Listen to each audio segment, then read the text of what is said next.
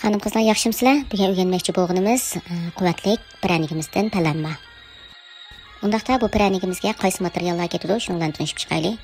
Tuzsiz sarmaydan 200 gram, shakar 300 gram, qatiq 100 gram, xam qaymoqdan 200 gram, tuxumdan 2 dona, ushoq to'g'ralgan yong'oqdan 300 gram, un 900 gram, sodadan 10 gram, oqachuq sudan 5 gram.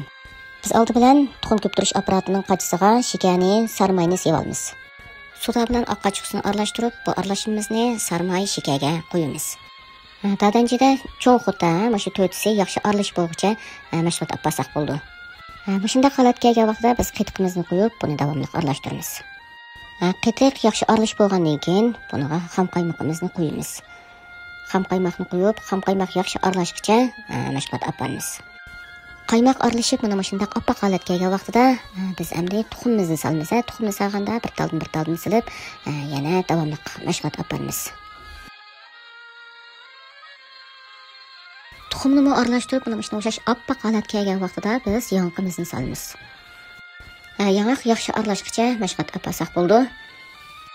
Yong'oq yaxshi aralashib bo'lgandan keyin biz tuxum ko'ptirish uchini mana bu o'xshash paloqqa almashtiramiz. Xamir yo'g'irish paloqqa almashtiramiz.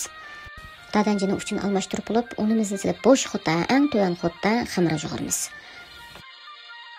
Xamirimiz tayyor bo'ldi mana. Mana shunga o'xshash yaqinliq bir xil yumshoq xamir bo'ldi. Qo'lga chaplashmaydigan yumshoq xamir bo'ldi. Endi biz buni 10 minut atrofida tindiramiz. Xamir tinib bo'lgandan keyin biz har birisini 20 gramdan qilib kichik zuvulchini qilamiz. 20 gramdan o'zimiz 20 gramdan uzilgan xamirimizni ishga altimizni o'tirisiga elib, mana shunga o'xshash shakl chiqarib olamiz. Har bir zuvulni 20 gramdan uzib, shaklini keltirib, liskga tizib oldim. Lisk tizgan vaqtida biroz orliq qo'yib tizimiz.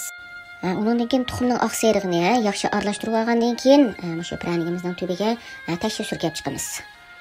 Mana tuxumning serig'ini surkab tayyor qildim. Endi oldin qizitilgan duxovkada 180 gradusda 25 minut atrofida pishirib chiqaraman. Piranik pishib chiqqandan keyin bizga shu piranikni bezash uchun mana shunday o'xshash nepis qirvilangan yong'oq ketadi. Undan keyin muvofiq miqdorda oq eris ketadi. Mana piraniklarimiz pishib chiqdi. Endi biz buni muzlatgichga qo'yib qo'yamiz.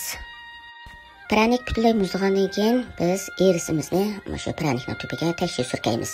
Undan keyin boya qirib tayyor qilgan yong'oq bilan piranigimizni bezaymiz. Mana palanmani bezab bo'ldik. Undaqda bugungi palanma darsimiz oxirlashdi. Xayr xo'sh.